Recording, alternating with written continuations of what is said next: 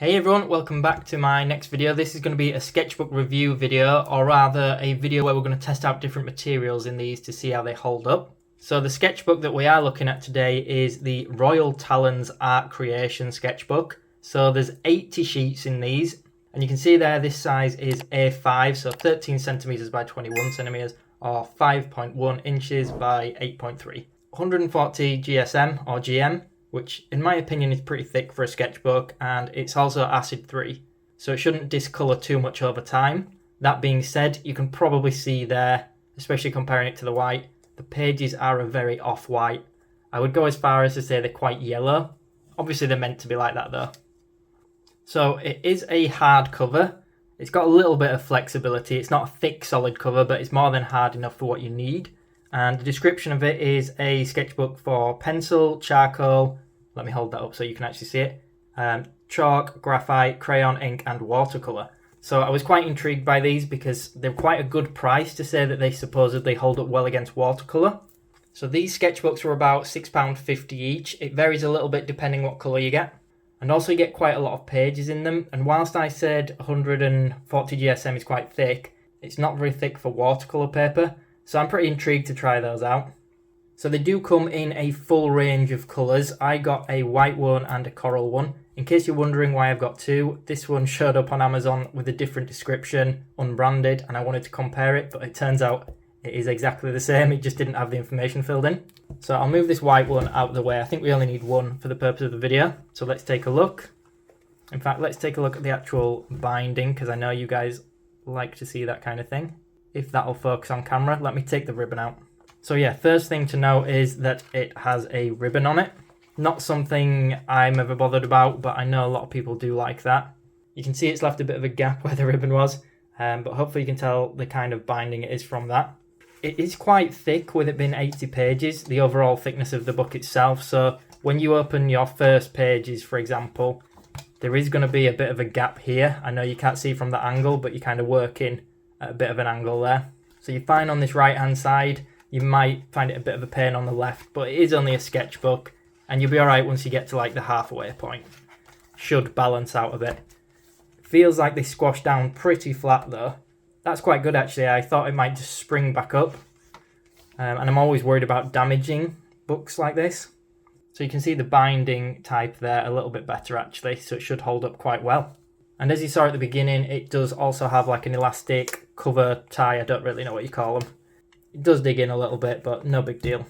So we're going to test this with a couple of different mediums. So I've got some regular graphite pencils, some inking pens, some biros, some Copic markers. I've got some regular pencil colours, some Faber-Castell, some watercolour pencil colours. As well as that, we do have the actual watercolours themselves. And I've also got the Ecoline brush pens, which are also by the Royal Talens brand. I do have a review of these, so I'll put a link in the description box below and on screen now. And I did just finish up recording the same tests in a different sketchbook I just got through. This is the Derwent Academy A5 sketchbook. So I'll show you a quick look at those there. But be sure to check that video out as well if you want more details on this sketchbook and how things held up. Might be good to compare. So let's get this open, and I'm going to work from the back just so that it doesn't make the rest of my sketchbook look horrible. I'm going to put a piece of paper behind it just in case anything does go through, because at this point I have no idea how well it will hold up. So let's see if we can get this flattened down and hopefully it won't keep springing up. It might do though. Right, so I'm going to start just with graphite. And this is a mechanical pencil, a Graph Gear Pentel 0.9. It's just got a HB lead in it, so this is probably something I would use most commonly. I know having paper behind this page is a little bit silly at this point, but it's there anyway. So I'm really just testing this to see how it feels, how it looks, and also to see how much tooth there is on the page, how much texture. And also it's nice to just sometimes see whether it smudges or blends quite easily with your finger. Next up we've got the Staedtler Mars Technico, and this has a B lead, or a darker lead in it I should say, so a softer one. It does mean that this one will smudge easier and probably come off on the other side.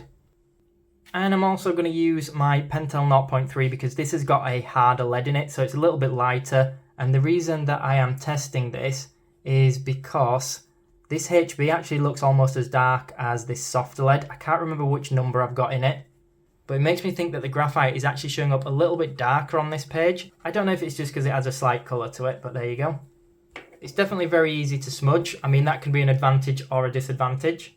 And I've also put in some quite deep lines here with my thinner pen. I find that happens a lot, and I wanted to test when I erase over these whether there's still an indent or whether it doesn't actually indent into the page. I'm not sure how well you can see it on camera, but it has left quite an indent. That's probably going to happen more often in thicker sketchbooks. And I'm also just throwing down a bit of ballpoint pen or a biro, just because I use these for sketchbooks quite a lot. They're probably not ideal for watercolour though. And I've just noticed on camera just how yellow these sheets look compared to the white piece of paper I've got behind the page. So that's quite a good comparison. Next up we've got the Tombow Calligraphy Pen. I don't know how you pronounce this one, so I will just put links in the description box below. In fact, I will put links to everything that I use in the description box below anyway, as well as a link to the sketchbook that I'm using. So I'm just putting down a few random hatching lines and then applying a thicker layer next to it, just because we're going to check in a second to see if that's gone through the page. Let's do the same with a Zig Cartoonist pen. A lot of these pens are probably very similar, but I'm trying to test a few different ones out just in case they do give different results, just in case one bleeds through, for example, and another doesn't. Next we've got the Pentel pocket brush. I wanted to use this one because it does give out a lot of ink, and I know it's quite a popular pen. I could be wrong, but I think it's water-based too, so in theory it should be quite good for this sketchbook. Putting a thick layer of that down. And last of all, for the inking pens, I'm going to use a Sharpie marker. I only have a fine one to hand, but I'll try my best to saturate the page quite well with it. This is a permanent marker, so I'm thinking this one might go through.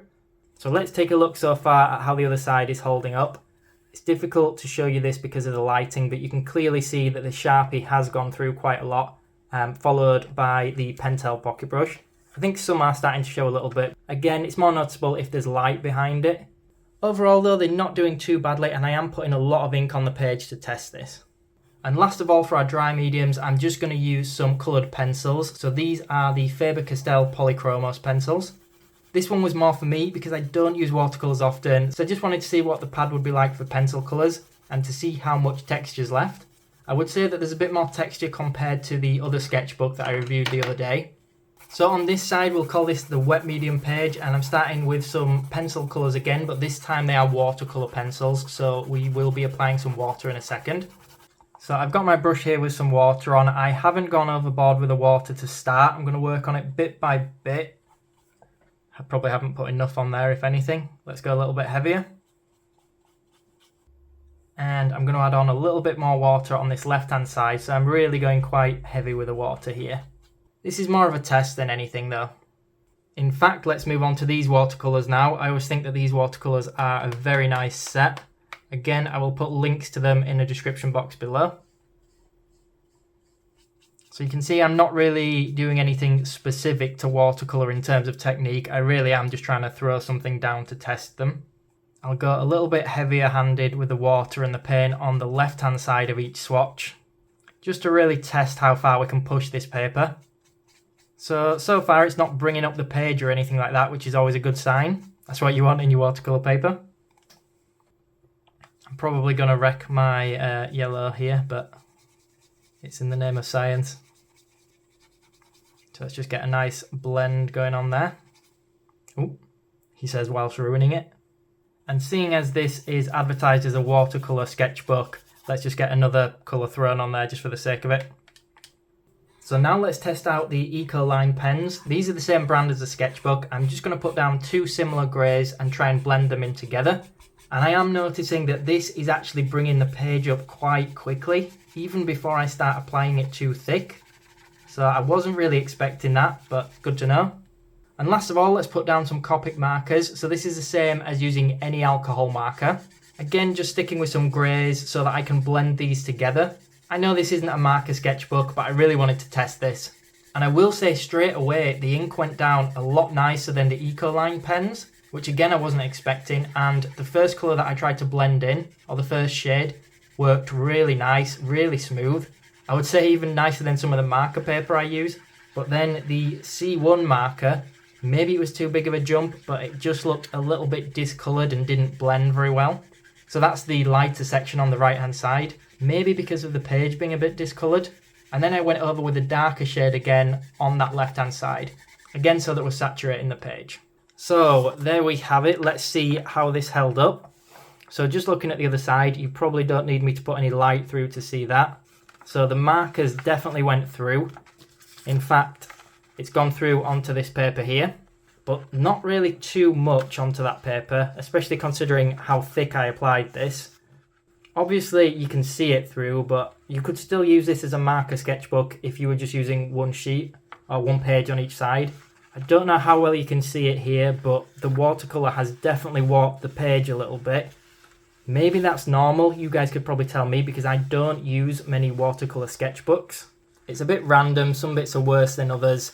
I think it's probably pretty self-explanatory. The more water you put down, then obviously it's going to warp the page more.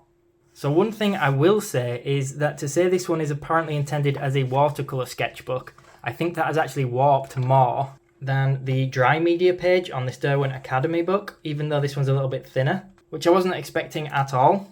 So I would encourage you to check out that video to look at those results properly if you're torn between the two. So I'll hold that up to the camera just so you can see it a little bit better. But there you have it, those are the results. So my opinion on this is that it works pretty well as a sketchbook. It's not particularly expensive, the pages are nice. I'm not a huge fan of the off-white, I prefer just a cleaner white look. It is nice to have a book that can handle watercolours, although it will still warp the pages because it isn't that thick. And I was a little bit surprised that my Derwent Academy book that is for dry media managed to hold up probably even better.